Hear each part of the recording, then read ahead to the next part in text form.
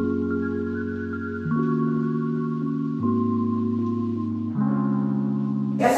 warahmatullahi wabarakatuh. Waalaikumsalam warahmatullahi wabarakatuh. Sebelum kita belajar, Ibu Guru minta satu orang ke depan untuk memimpin doa. Silakan jemaah.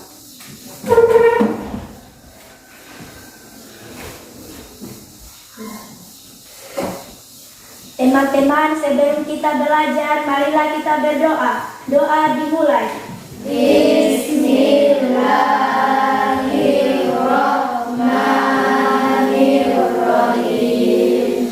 Rabbi zidni ilman warzuqni rahmah. Artinya, ya Allah, berikanlah kami ilmu dan berikanlah kami pemahaman.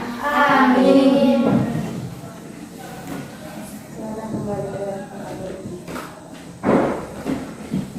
Ya, kita langsung saja ya. Sebelum kita mulai pelajaran, Ibu Guru di sini mau minta kepada kalian semua bagaimana kalau kita membuat kesepakatan kelas. Iya. Ada yang tahu apa itu kesepakatan kelas? Tidak. Meresmikan kelas. Iya. Ada yang tahu?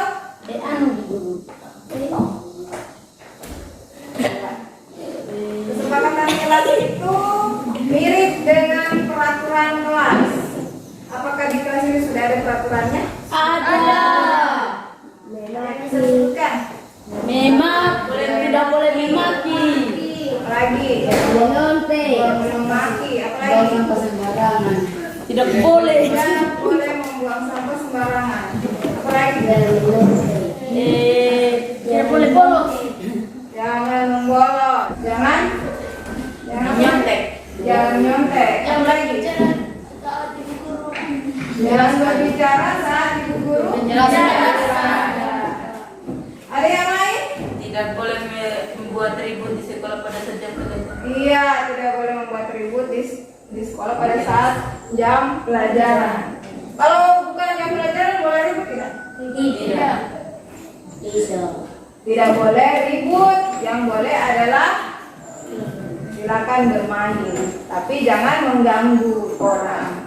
Ribut itu bisa saja boleh, bisa tidak, tergantung. Kalau misalnya disuruh diskusi itu harus ribut. Ributnya ribut diskusi, bukan ribut ribut baku. Bukan ribut berkelahi, betul sekali. Nah, itu adalah peraturan kelas, toh? Iya. Nah, peraturan kelas yang sudah disepakati bersama. Betul atau tidak? Betul. Siapa yang sepakati? Kami semua. Semua toh? Iya. Nah, kalau merasa semuanya menyepakati berarti kalian sudah benar. Sudah benar bahwa kalian yang sepakati, kalian yang harus taat itu? Iya. Ya, sudah ditaati atau belum? Sudah. Betul. Belum. Sudah atau belum? Belum. Masih sedikit. Ya, berarti masih proses ya? Iya. Baru beberapa begitu. Ibu berulang ya. Jadi kan tadi kalian sudah sebutkan, tadi itu kalian sudah menyebutkan beberapa peraturan kelas, ya kan? Iya. Nah, peraturan kelas itu nanti sebentar kita akan berubah dia menjadi kesepakatan kelas, ya. Dari kesepakatan kelas kita ubah lagi dia menjadi keyakinan kelas. Nah, perhatikan baik-baik. Apa perbedaan tiga-tiganya? Mirip kan? Iya. Mirip kan? Mirip. Peraturan, kesepakatan, keyakinan. Peraturan itu berarti yang tidak boleh dilanggar. Kalau kesepakatan berarti yang harusnya dikerjakan. Bagaimana tadi? Harusnya dilaksanakan. Kalau keyakinan kelas, ada yang tahu keyakinan kelas? Tidak. Kalau kalian tidak tabaikan kelas, ibu mau tanya begini. Apa yang kalian yakini di dalam hati kalian? Tuhan. Tuhan itu berarti bertakwa Kepada Allah. beriman dan bertakwa kepada Tuhan yang Maha Esa. Yang agamanya Islam berarti Allah Subhanahu wa Ta'ala. Nah, itu kalian sudah sebutkan tadi. Yang pertama, keyakinan kalian itu beriman dan bertakwa. Gitu kan? Nah, keyakinan itu dibentuk dari nilai-nilai kebaikan, nilai-nilai kebaikan yang ada di dunia ini. Contohnya satu, beriman dan bertakwa tadi. Kemudian di sekolah kita telah mempelajari profil pelajar Pancasila. Sudah tahu semuanya? Sudah. Ada berapa elemen? 6. Satu, beriman dan bertakwa kepada Tuhan yang Maha Esa dan berakhlak mulia. Pintar sekali. Kedua apa? Pembicaraan global. Ketiga apa?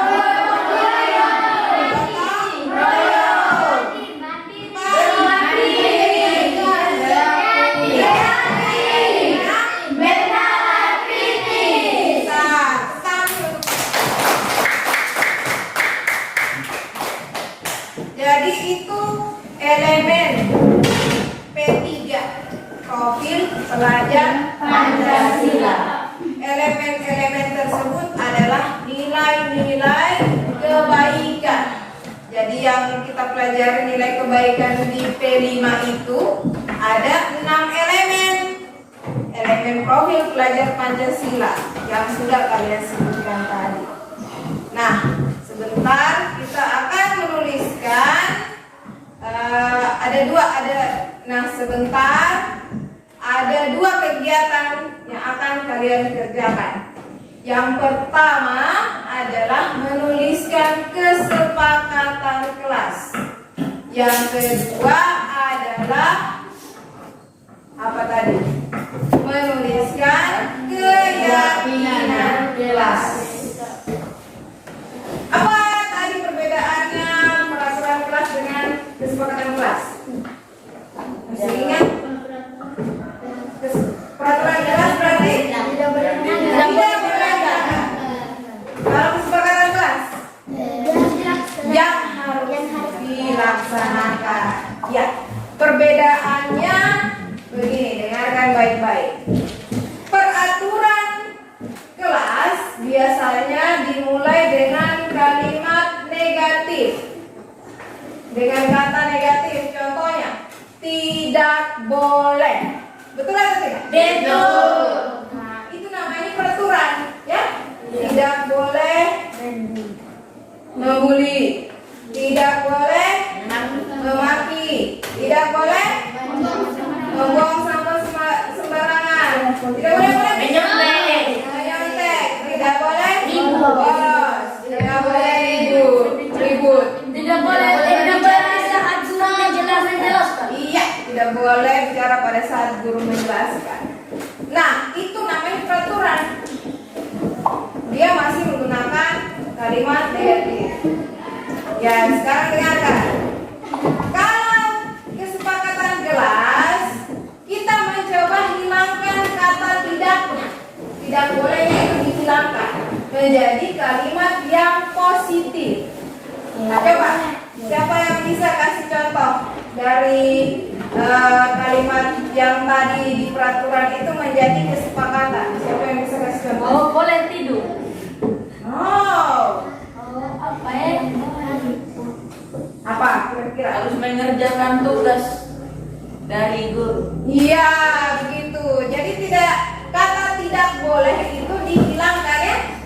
Tidak boleh hilang menjadi harus mengerjakan tugas dari guru. Coba sekarang kita hilangkan lagi harusnya. Nah, kenapa kita hilangkan harusnya? Supaya itu menjadi motivasi dalam dirinya kalian, bukan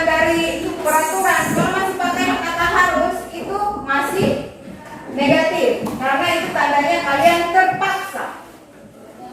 Sekarang kita membuat kesepakatan kelas itu supaya tidak ada lagi paksaan dari orang lain, tapi kalian sendiri yang muncul dari dirimu bahwa kamu mau berubah.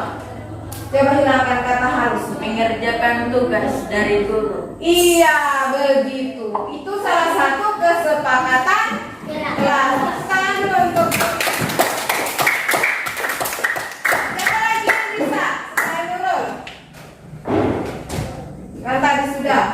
Yang pertama kesepakatan kelasnya mengerjakan tugas dari guru. Ada lagi yang bisa? Ibu guru. Iya, silakan. Mengikuti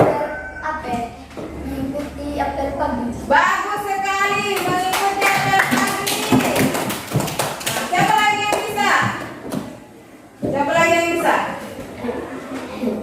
Ayo. Nah, silakan Rizky. Mengikuti peraturan sekolah. Mengikuti peraturan sekolah. Bagus sekali. Tapi itu masih umum ya? Masih umum. Nah, umum kenapa ibu guru bilang umum? Umum itu kan untuk seluruh siswa. Sementara kita mau bikin khusus untuk kelas. Nah, coba lihat. Ada tadi contohnya dilarang membuang sampah sembarangan. Tidak boleh membuang sampah sembarangan. Ini kalau kita ubah menjadi kalimat positif bagaimana ya? Untuk menjadi sebuah kesepakatan kelas. Membuang sampah pada tempat. Pintar. Baik, perhatikan di papan. Di papan ini sudah ada kertas. Kertas ini berisi kesepakatan kelas dan keyakinan kelas. Nah, sebentar ibu guru ingin kalian menuliskan kesepakatan kelas dulu. Karena selama ini yang kalian tahu baru peraturan kelas ya. Sekarang kita mau bikin kesepakatan kelas yang di dalamnya mengandung kalimat-kalimat positif. Nah, di tangan ibu sudah ada kertas.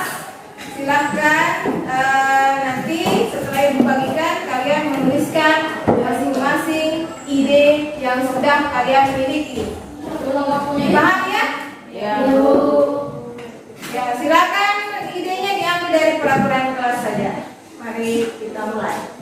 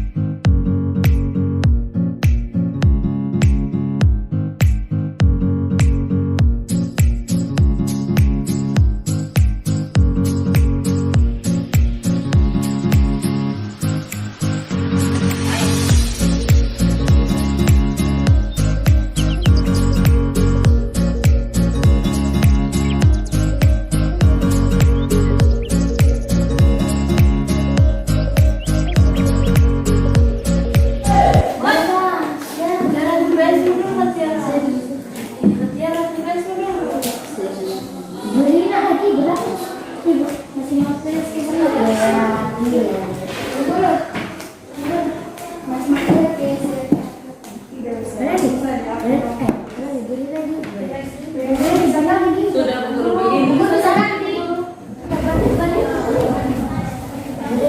Siapa yang sudah selesai? Baik. Mari kita mulai dari sebelah kanan dulu ya. Ya, Bu. Oke, silakan ke depan. Silakan ke depan. Pakai mulai.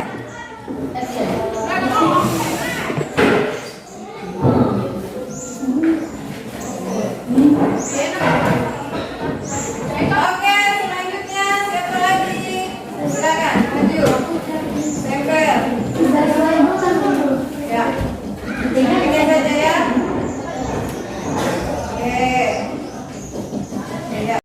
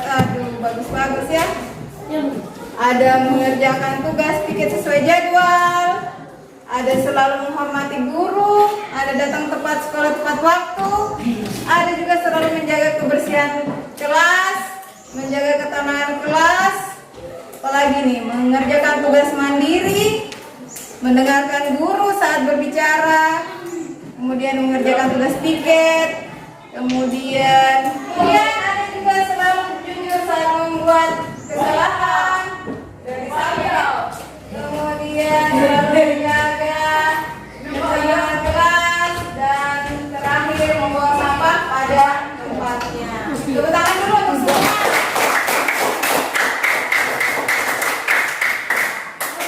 Guru senang sekali karena kalian sudah membuat kalimat-kalimat kesepakatan kelas yang dimana kalimat ini adalah kalimat positif.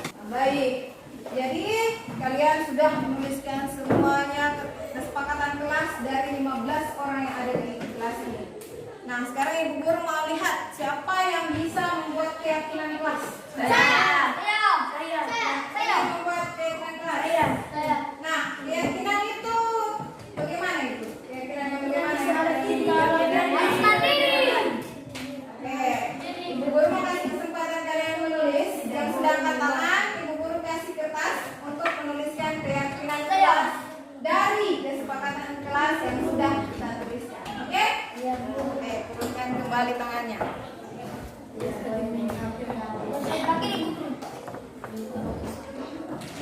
Nah, ditulis di sebelah kiri. Siapa kalian sudah angkat tangan? Saya.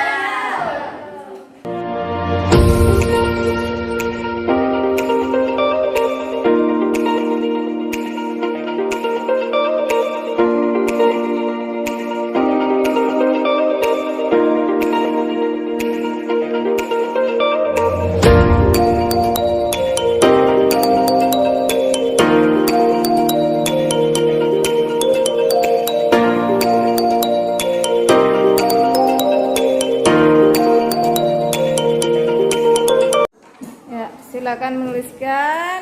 Kalau yang sudah angkat tangan supaya maju ke depan. Oke, silakan maju ke depan yang sudah menulis keyakinan kelas. Yang sudah silakan.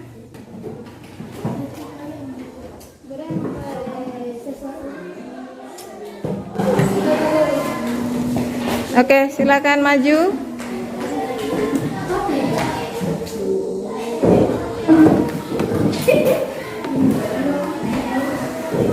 Ya. Oke.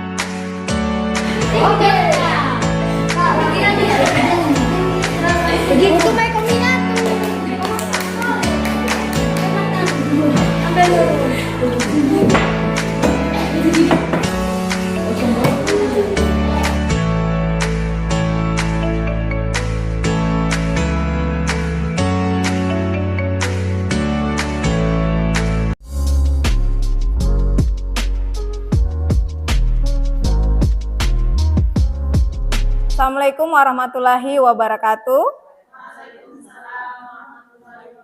Yang terhormat Kepala SMP Negeri 3 Wanyuwangi, Ibu Nur Hayati SPD MPD, dan yang saya banggakan dan cintai teman-teman guru di SMP Negeri 3 Wanyuwangi. Terima kasih pada siang hari ini, izinkan saya untuk mengadakan pengimbasan tentang pemahaman dan pengalaman penerapan budaya positif dalam rangka tugas aksi nyata modul 1.4 budaya positif pada program pendidikan guru penggerak di Sulawesi Tenggara. Dan saya di sini adalah juga calon guru penggerak angkatan 6. Teman-teman guru sekalian, di sini adalah ada lingkaran. Lingkaran ini kita maknai dengan lingkaran untuk menuju ke budaya positif. Jadi seperti judul aksi nyata ini yaitu budaya positif. Budaya positif itu sendiri dimulai dengan peraturan kelas. Jadi di setiap kelas tentu saja sudah ada peraturannya yang sudah dibuat bersama, bisa saja dibuat bersama-sama dengan wali kelasnya masing-masing. Dari peraturan kelas ini, itu nantinya akan kita rubah perlahan-lahan menjadi keyakinan kelas. Jadi di dalam keyakinan kelas ini ada nilai-nilai universal atau nilai-nilai kebajikan di dalamnya. Namun keyakinan kelas ini tentu saja harus didukung dengan lingkungan yang positif. Lingkungan positif itu yang bagaimana nanti dijabarkan sebentar. Dan terakhir, jika semua ini telah terpenuhi, maka kita akan memiliki budaya positif di sekolah ini.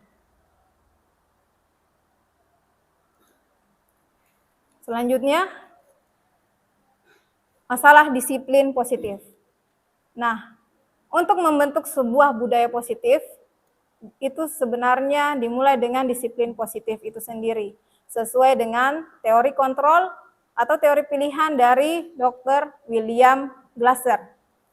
Dr. William Glasser ini dia memiliki teori bahwa disiplin itu dimulai dengan motivasi. Dimulai dengan motivasi, kemudian motivasi di sini ada 3, untuk menghindari hukuman, untuk mendapatkan imbalan, dan untuk menghargai diri sendiri. Dari motivasi ini dia akan disesuaikan dengan nilai-nilai kebajikan. Nilai-nilai kebajikan yang akan berubah menjadi keyakinan kelas. Kemudian untuk posisi guru sendiri dia ada di 5 posisi kontrol seperti penghukum, pembuat rasa bersalah, teman, pemantau, dan manajer. Dan kemudian dari posisi kontrol ini, posisi manajerlah yang disarankan di teori tersebut. Nah, langkah-langkah untuk menyelesaikan masalah sebagai seorang manajer itu ada di segitiga restitusi. Dia terdiri dari 3 langkah kegiatan. Yang pertama menstabilkan identitas, kemudian validasi kebutuhan, dan terakhir menanyakan keyakinan. Nah, dari ini semua kita berusaha untuk menjadikan siswa itu memiliki karakter positif sesuai dengan kebutuhan dasarnya. Dan kebutuhan dasar itu sendiri terdiri dari 5. Yang pertama adalah bertahan hidup, kemudian yang kedua adalah penguasaan, yang ketiga adalah kasih sayang dan rasa diterima, yang keempat adalah kesenangan, dan terakhir adalah kebebasan. Jadi saya akan mulai memaparkan satu persatu. Ya, kita masuk dulu ke makna disiplin. Selama ini yang kita ketahui, disiplin itu berarti seseorang harus mengikuti aturan atau orang itu harus patuh terhadap peraturan. Namun sesungguhnya disiplin itu berasal dari bahasa Latin yang artinya belajar. Nah, di dalam budaya positif itu sendiri, disiplin berarti belajar dari kesalahan. Jadi disiplin itu bukan ketidaknyamanan, namun menjadi sebuah tujuan. Selanjutnya, teori motivasi perilaku manusia. Nah, ini adalah teori yang menyatakan bahwa manusia itu memiliki motivasinya masing-masing untuk berbuat atau melakukan sesuatu. Begitu pula yang kita alami di sekolah, di mana kita ini menghadapi berbagai jenis kasus atau permasalahan. Jadi dari kasus itu kita melihat apa saja motivasi dari murid atau anak tersebut. Yang pertama, bisa saja dia motivasinya untuk menghindari ketidaknyamanan atau hukuman. Menghindari ketidaknyamanan atau hukuman berarti anak tersebut itu terpaksa untuk melakukan atau mengikuti aturan yang sudah berlaku, meskipun sebenarnya dia itu tidak ada dalam dirinya untuk mengikuti aturan itu. Dia bukan dari kesadaran diri, namun dari peraturan yang sudah ada. Itu namanya motivasi eksternal. Kemudian yang kedua, untuk mendapat imbalan dari orang lain. Nah, ini biasanya dilakukan pada murid atau anak yang biasa ikut lomba. Jadi motivasinya itu sebenarnya dia ikut lomba itu untuk mendapat imbalan, hadiah. Jadi hadiah pun juga itu sebenarnya memiliki kelemahan, yaitu bisa saja anak itu hanya belajar untuk persiapan lomba. Namun untuk kesehariannya dia biasa-biasa saja atau dia bahkan tidak mau melakukan apa-apa. Dan ini juga termasuk motivasi eksternal. Dan yang terakhir, ini yang ingin kita capai, untuk menghargai dirinya sendiri. Jadi bagaimana caranya sebagai seorang guru, kita perlu memunculkan motivasi internal di dalam diri anak itu.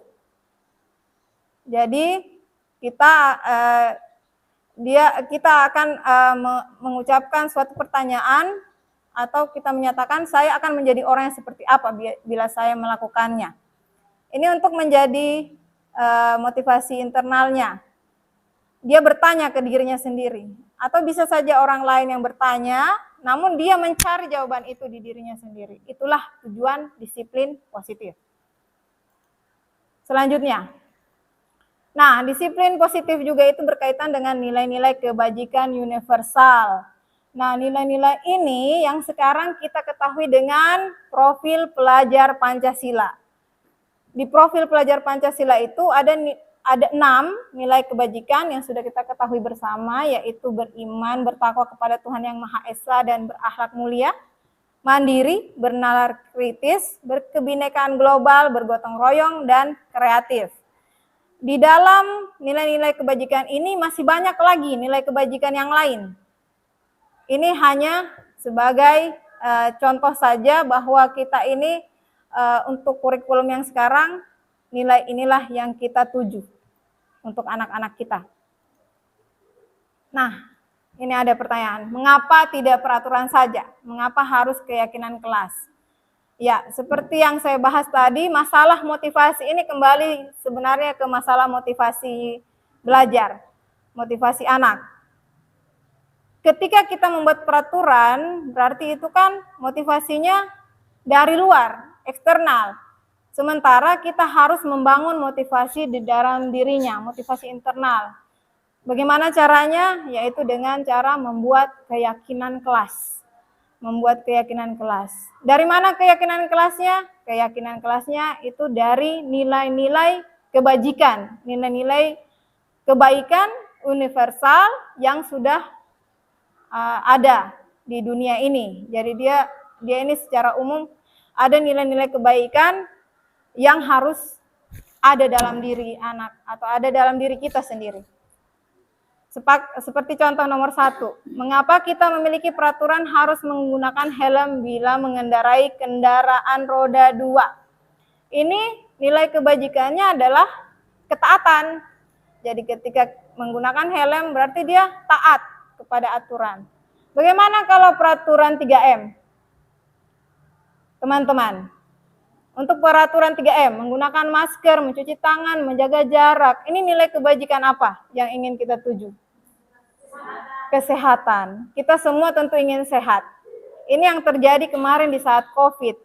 ketika kita ada aturan menggunakan masker, mencuci tangan, menjaga jarak. Nah, kesehatan itu yang ingin kita tuju. Dan terakhir, pertanyaan ketiga, mengapa kita memiliki peraturan harus datang tepat waktu? Karena kita ada nilai kebajikan yaitu disiplin, atau lebih tepatnya komitmen. Jadi kalau waktu itu berkaitan dengan komitmen kita sendiri. Nah, ya, kemudian selanjutnya ini posisi kita guru. Ada di manakah kita? Jadi sebentar saya akan membagikan kertas untuk menuliskan posisi yang sering kali kita gunakan di sekolah. Posisi apa? Saya jelaskan dulu. Yang pertama itu posisi kontrol itu adalah penghukum. Seorang guru yang sering kali menunjuk, menghardik, menyindir siswa, kemudian memberi hukuman, itu dinamakan dia itu mengambil posisi kontrol sebagai penghukum. Nah, di sini untuk penghukum itu merupakan posisi yang paling tidak diinginkan, yang harusnya dihindari, harusnya dihilangkan untuk saat ini. Karena ketika kita menghukum berarti menyakiti, bukan hanya menyakiti fisik, tapi juga menyakiti hati anak tersebut. Kemudian yang kedua, membuat orang merasa bersalah.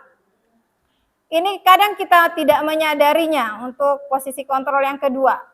Kenapa kita tidak menyadarinya? Karena itu tadi, kita itu kan biasa berceramah, namun tanpa kita sadari kita sering bilang, ibu sangat kecewa.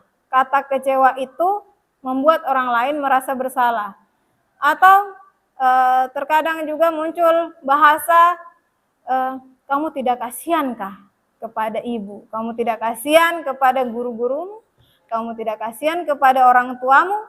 Itu merupakan posisi kontrol membuat orang merasa bersalah. Kemudian teman. Oh ya, ini untuk penghukum dan pembuat orang merasa bersalah ini, dua-duanya ini untuk menghindari hukuman. Jadi ini tadi motivasinya itu untuk menghindari hukuman, dua-duanya ini. Jadi dia masih bersifat eksternal.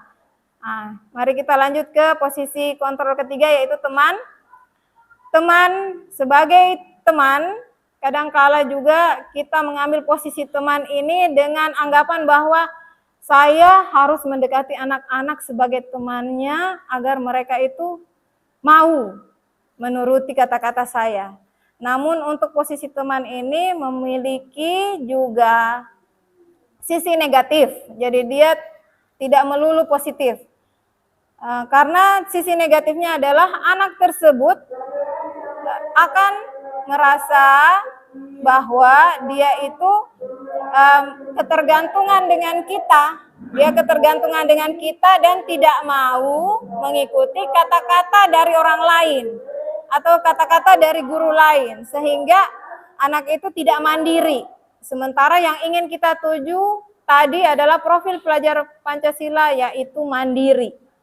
Di sini kita tidak memandirikan anak, namun kita menjadikan anak itu merasa ketergantungan kepada kita. Kemudian pemantau. Saya kemarin awalnya memilih pemantau. Kenapa pemantau? Karena di pemantau ini kita tanya anak itu apa peraturannya. Ketika kamu berbuat salah, coba ingat-ingat lagi, apa peraturan sekolah ini? Nah, dari peraturan itu saya memberikan mereka konsekuensi, hukumannya apa. Namun ini ternyata salah juga, karena tidak ada solusi di dalamnya. Saya hanya terpaku pada peraturan, hukuman, namun tidak memberi solusi. Adapun solusi itu berasal dari diri saya. Jadi ini juga pun masih eksternal. Ini motivasinya ini untuk mengharapkan imbalan. Jadi ketika dia menjadi teman atau pemantau, anak ini mengharapkan, oh kalau saya dekat dengan guruku saya dapat nilai 100. Oh kalau saya Kalau saya tidak melanggar peraturan, berarti saya dapat nilai 100 walaupun saya tidak belajar. Ini adalah kelemahan kita di sini. Ketika kita menjadi teman dan pemantau, anak-anak hanya mengharapkan imbalan saja dan merasa ketergantungan. Dan terakhir, posisi kontrol yang terakhir adalah manajer.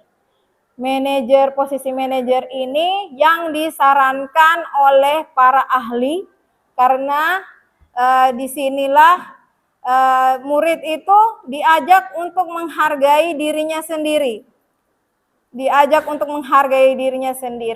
Jadi kita sebagai manajer ketika mengambil posisi ini, kita tidak langsung kita tidak boleh menunjukkan ekspresi yang marah, tapi kita menunjukkan ekspresi tenang, kemudian kita mengajukan berbagai pertanyaan, terutama pertanyaan-pertanyaan tentang alasan dari perbuatan yang mereka lakukan, dan mencari solusi. Namun di sini perbedaan dengan pemantau tadi, kalau di manajer, solusinya itu bukan berasal dari guru, namun solusinya itu berasal dari murid itu sendiri. Kita ajak mereka, bagaimana menurut kamu solusi atas kasusmu ini? Mau apa? Kira-kira bagaimana bagusnya? Karena bukan ibu mau cari kesalahan kamu, tapi mau cari solusi untuk ini. Silahkan kamu pikirkan solusi yang tepat bagaimana. Jadi ini adalah posisi yang sangat disarankan. Namun tentu saja untuk mencapai posisi manajer ini membutuhkan proses dan juga kesadaran dalam diri kita dan terutama mengatur emosi kita sendiri sebagai guru. Jadi untuk ini saya minta 2 orang teman guru untuk ini saya minta teman-teman guru untuk menuliskan posisi apa yang biasanya kalian gunakan di saat menangani sebuah kasus di sekolah.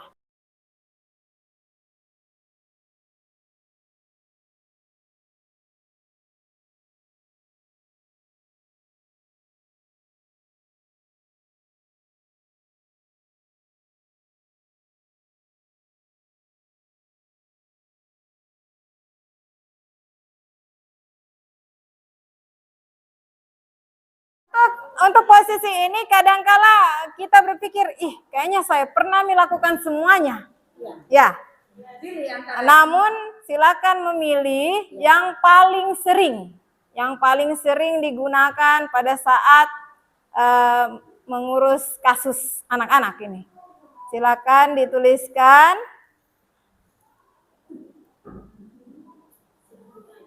Dipilih dari 5 posisi kontrol ini. Enggak. Iya.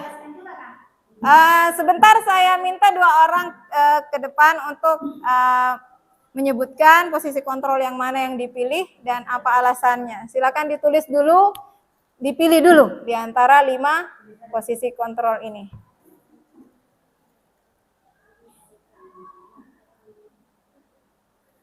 Yang pertama adalah penghukum, yang kedua adalah pembuat orang merasa bersalah, yang ketiga adalah teman, yang keempat adalah pemantau, dan yang kelima adalah manajer. Jadi kenapa saya minta teman-teman semua untuk menuliskannya, ini sebagai bahan refleksi diri kita sebagai guru, kira-kira selama ini saya menjadi seorang yang seperti apa terhadap anak-anak. Karena tujuan akhirnya adalah nanti kita harus mencoba untuk menjadi manajer, menjadi pemimpin pembelajaran, agar anak-anak itu bisa mencari solusi dan menghargai dirinya sendiri. Ibu Karmila yang telah menuliskan posisi kontrol yang telah dipilih, silakan Bu ke depan. Ya. Jangan ditutup. Oke, silakan Ibu dijelaskan posisi kontrol apa yang Ibu pilih dan apa alasannya. Silakan Bu. Terima kasih atas kesempatan yang diberikan. Dari hasil pemaparan dari Ibu Dana sebagai calon guru penggerak tadi, ini termotivasi juga kepada kita guru-guru yang akan menjadi calon guru penggerak juga. Dari pemaparan tadi, saya memilih dari identitas berhasil atau sukses. Dalam hal ini, yang selalu saya sebagai pribadi melakukan kebanyakan hal ini yang saya lakukan, yaitu kontrol eksternal tadi. Di sini biasa saya sebagai wali kelas, saya selalu berusaha menjadi teman dari anak-anak saya itu. Ya, ini fenomena yang terjadi dan sudah berapa tingkatan yang terjadi. Ternyata sebaiknya kita menjadi manajerial tadi, kelemahannya yaitu setelah anak perwalian saya dia naik ke jenjang berikutnya, sudah menjadi perwalian dari orang lain lagi, maka anak tersebut dia membanding-bandingkan. Ya. Banding-banding. Ojo banding-banding. Iya, ojo banding-banding dengan seharusnya. Karena inilah keadaan yang terjadi. Nah, saya sebagai perwaliannya yang kemarin mungkin saya mendekati, saya berajak sebagai teman, saya ngobrol, anak-anak terbuka yang membuat kesalahan, bagaimana saya Rangkul, memberikan penguatan, tetapi mungkin dalam kontrol ini tadi eksternal ini tadi yang masih dominan mungkin ke saya seperti itu, sehingga ya seperti itu tadi ternyata itu titik kelemahannya sangat banyak. Nah itu yang selalu terjadi. Salah satunya itu mungkin Ibu Dana. Oke. Ya, terima kasih. Ya, kita beri aplaus dulu. Ya, penjelasannya sangat lengkap. Kemudian juga berdasarkan kasus yang pernah ditangani oleh Ibu Karmila sendiri. Oke, selanjutnya saya panggil Ibu Melisa untuk memaparkan di depan. Silakan Ibu Meli sebagai guru BK di SMP Negeri 3 Wangi-Wangi.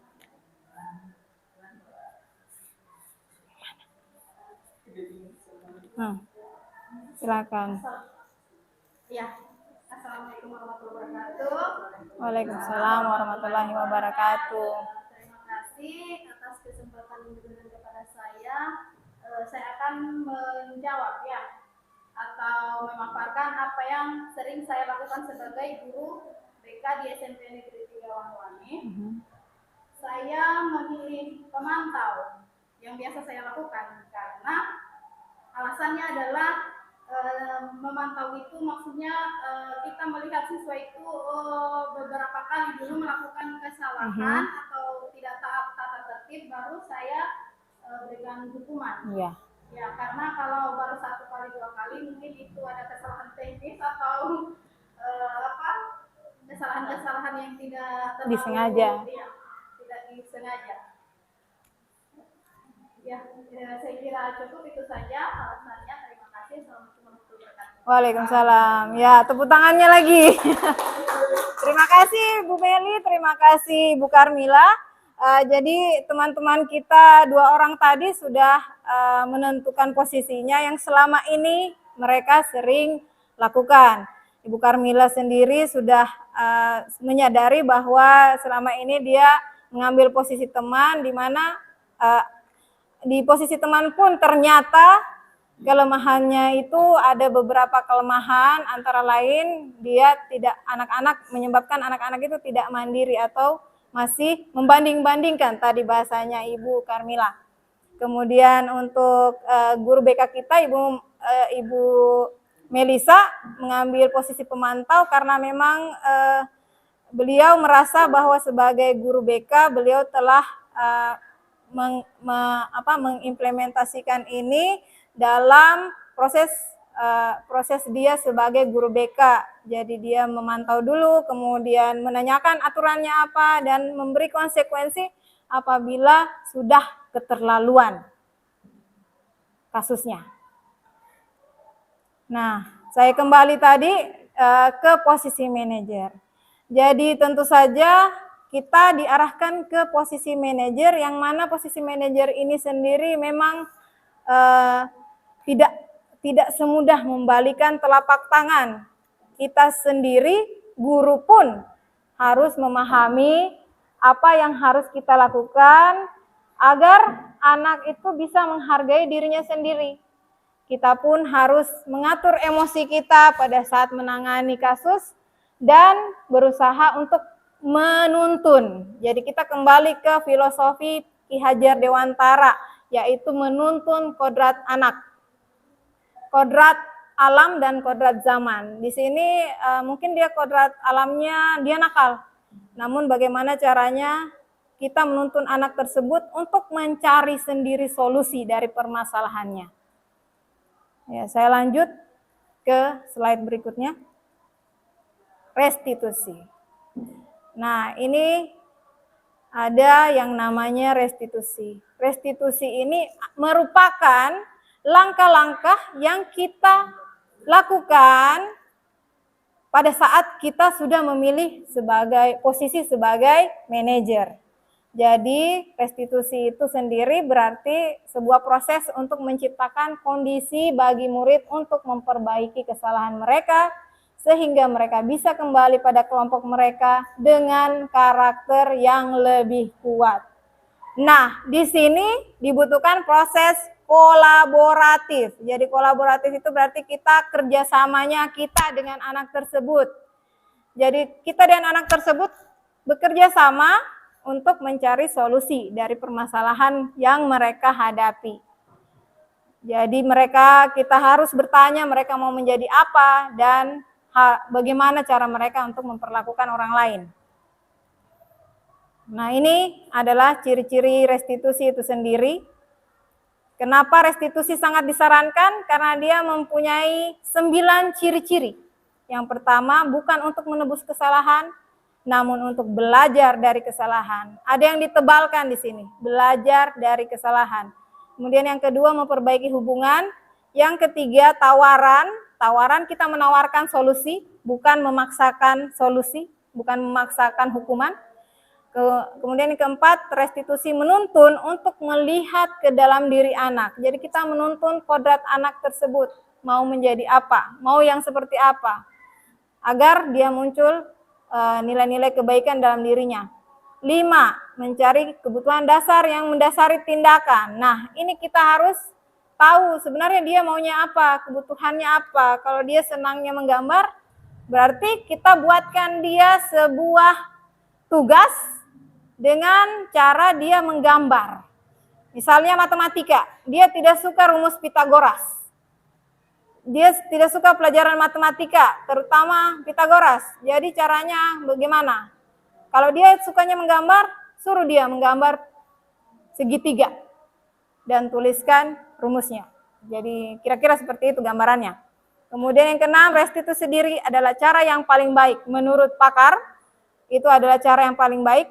Ketujuh, restitusi fokus pada karakter, bukan tindakan. Jadi ini kita menebalkan karakter anak. Yang kedelapan, restitusi fokus pada solusi. Solusinya apa? Bukan kita, guru yang memberi solusi, tapi anak itu sendiri yang mencari solusi atas masalahnya. Dan yang kesembilan, restitusi mengembalikan murid yang berbuat salah pada kelompoknya. Yang tadinya dia diasingkan, dia dibikinkan kelas khusus. Setelah dibina, maka dia bisa kembali ke kelompoknya. Seperti itu.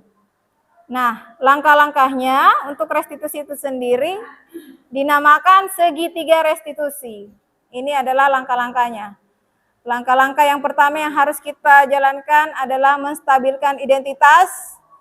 Kedua, validasi kebutuhan. Dan yang ketiga, menanyakan keyakinan. Penjabarannya sebagai berikut. Menstabilkan identitas. Untuk membuat anak yang merasa gagal karena berbuat salah, jadi semua anak yang berbuat salah itu sebenarnya ada di dalam dirinya itu merasa gagal. Jadi di sini kita berusaha menjadikan anak tersebut menjadi lebih positif terhadap dirinya.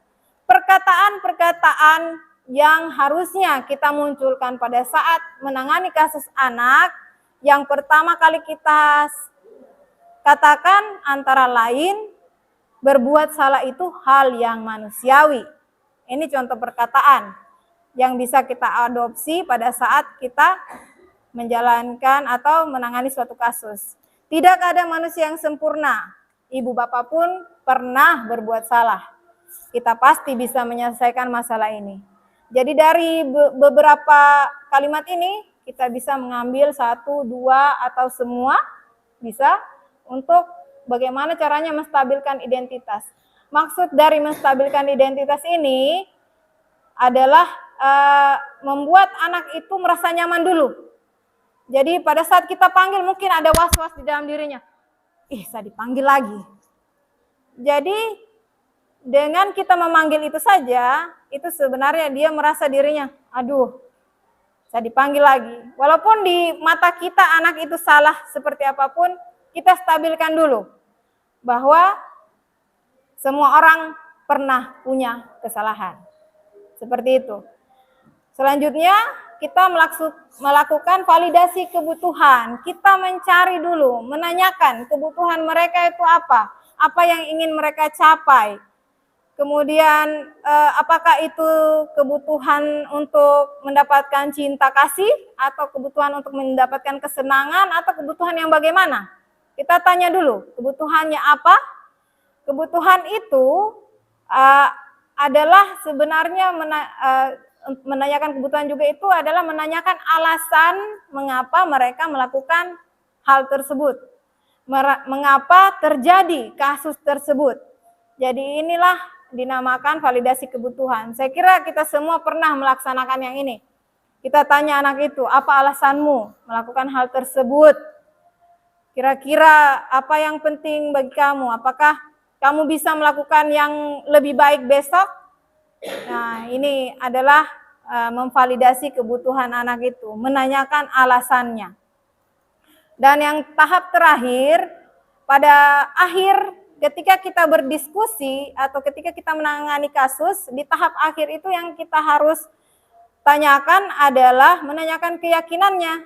Menanyakan keyakinan itu berarti menanyakan apa nilai kebaikan yang harusnya dia itu penuhi. Nilai-nilai apa, nilai universal apa yang telah kita sepakati kalau sudah ada kesepakatan kelas. Nah, kalau belum ada kesepakatan kelas, berarti kita tanyakan dia, kamu ingin jadi anak yang seperti apa? Kamu ingin kelas yang ideal yang seperti apa? Nah, kemudian tanyakan apa yang dia rasakan, dan disinilah proses untuk mencari solusi bagi permasalahannya sendiri. Jadi dia sendiri yang cari solusi. Ketika dia sudah ada kesepakatannya, kemudian dia langgar, kemudian kita kembali menanyakan apa nilai-nilai atau kesepakatannya itu, kita secara tidak langsung membawa mereka, menggiring mereka untuk mencari solusi dari permasalahannya sendiri.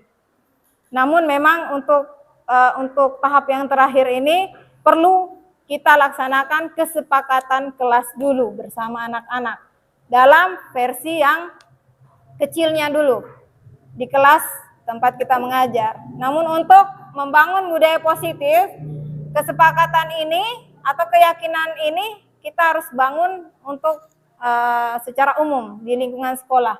Namun untuk saat ini kita mulai dulu dari diri kita, dari kelas tempat kita mengajar. Dan yang inti dari seluruh pembahasan tadi adalah kita kembalikan bahwa setiap anak itu adalah manusia yang juga memiliki kebutuhan dasar. Dan kita tidak bisa memaksakan kehendak kita sendiri, namun kita adalah sebagai manajer yang mengarahkan mereka untuk bagaimana mereka bisa memenuhi kebutuhannya. Apakah itu untuk bertahan hidup, apakah itu untuk penguasaan, apakah itu untuk memenuhi kebebasan yang dia inginkan, atau untuk memenuhi kesenangannya, atau untuk mendapat kasih sayang dan rasa diterima. Baik, selanjutnya kita masuk di sesi diskusi tanya jawab. Barangkali ada dari teman-teman sekalian, guru-guru hebat SMP Negeri 3 Wangi-Wangi yang ingin bertanya. Saya persilahkan. Ya, silakan Ibu Mira. Di depan saja, Bu.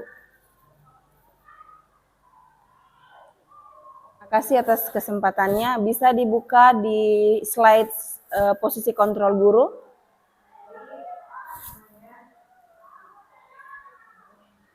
Oke, tadi kan kita sudah jelaskan kalau di sini ada 5 posisi kontrol yang biasa dilakukan oleh guru. Dan saya biasanya mengambil posisi sebagai penghukum. Sementara yang kita sudah jelaskan tadi, posisi yang disarankan sebaiknya itu adalah posisi sebagai manajer. Jadi di sini saya ingin bertanya, bagaimana cara agar kita sebagai guru bisa tidak mengambil posisi penghukum ini, sementara kita kan emosi kalau melihat siswa itu melakukan kesalahan jelas-jelas nyata di depan mata kita. Jadi bagaimana cara agar kita tidak mengambil posisi sebagai penghukum? Ya, terima kasih atas kesempatannya. Baik, terima kasih atas pertanyaan dari Ibu Mira. Baik, saya jelaskan sedikit. Nah, di papan ini, di slide ini sudah ada 5 posisi kontrol. Pertanyaan Ibu Mira tadi adalah bagaimana caranya agar kita tidak menjadi atau tidak mengambil posisi penghukum. Sementara kita ini guru sekarang diajak atau diarahkan untuk mengambil posisi manajer. Nah, sebagai manusia biasa, tentunya kita akan marah dong kalau melihat anak didik kita yang melakukan kesalahan di depan mata kita. Saya sendiri pun pasti bisa langsung emosi atau bisa langsung meneriaki anak itu, seperti yang dilakukan oleh posisi penghukum ini. Namun memang untuk menjadi seorang manajer itu kita perlu mengatur emosi. Saya tadi sudah menjelaskan bagaimana caranya kita mengatur emosi. Itu dari diri kita sendiri. Pertama-tama yang harus kita lakukan adalah menyadari bahwa diri kita ini adalah seorang manusia biasa yang juga pernah melakukan kesalahan. Dan kita akan berpikir juga seperti itu kepada murid-murid kita, bahwa mereka adalah juga manusia biasa yang melakukan juga kesalahan sama seperti kita. Namun tentunya sebagai guru yang menemukan kasus-kasus murid di sekolah harus menjaga emosinya. Yang harus kita lakukan pertama-tama adalah menenangkan diri kita dulu. Ketika kita melihat anak melakukan kesalahan, kita guru jangan langsung emosi. Caranya bagaimana? Kita tenangkan diri dulu. Kalau di saat kita duduk kita belum tenang, maka kita ambil dulu air minum atau menarik nafas dalam-dalam dan mengeluarkannya perlahan. Nah, ini biasanya memang jarang kita lakukan jika kita emosi. Jadi ketika kita sudah mulai tenang, panggillah anak itu baik-baik. Dan dudukan dia di posisi yang nyaman. Jangan seperti kita menginterogasi anak. Jadi kita dudukkan dia di posisi yang nyaman. Kalau perlu kita duduknya bersampingan, misalnya seperti posisi saya saat ini. Dan bahasa yang kita gunakan pun usahakan intonasinya itu flat. Dia tidak naik, dia tidak menanjak, atau dia tidak seperti orang yang marah. Walaupun kita marah semarah apapun, kita redam marahnya kita, atur nafas, kemudian katakan dengan bahasa-bahasa yang halus, lembut, dan itu harus kita konsisten dari awal sampai akhir. Sehingga untuk posisi manajer ini kita menjadi orang yang lebih bisa mengatur diri pada saat mengurus kasus anak. Maka kenapa tadi posisi penghukum itu tidak disarankan? Karena ketika kita marah dengan suara yang lantang dan keras, maka anak pun akan takut sehingga anak tersebut bukan hanya akan membenci kita, namun juga bisa jadi akan mempengaruhi dengan pembelajarannya di kelas. Jadi ada dua ini kelemahannya di posisi penghukum. Dia akan membenci gurunya dan dia juga akan membenci mata pelajarannya. Saya kira sebagai seorang guru kita harusnya itu bersikap agar kita disenangi oleh murid-murid kita. Maka seperti yang saya katakan sejak awal tadi, kita usahakan untuk mengatur emosi dan untuk menjadi seorang manajer yang baik pada saat menghadapi murid-murid kita. Demikian dari saya. Terima kasih atas pertanyaannya Ibu Mira.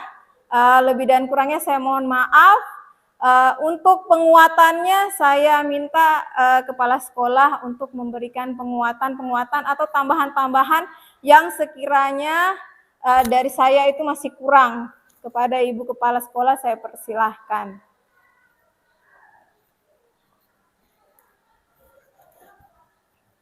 Bismillahirrahmanirrahim. Assalamualaikum warahmatullahi wabarakatuh.